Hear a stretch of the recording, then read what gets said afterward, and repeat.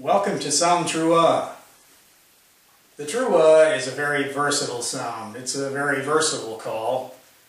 On one hand, it is a sound of alarm to warn of an approaching enemy. And on the other hand, it is a sound of joy or expectation.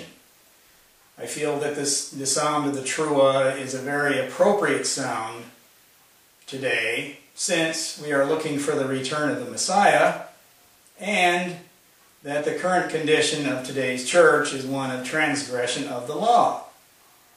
This is one of the main purposes for putting this site together, is to call attention to these matters.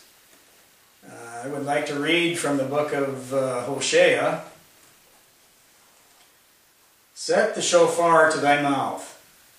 He shall come as an eagle against the house of Yahweh, because they have transgressed my covenant and trespassed against my law.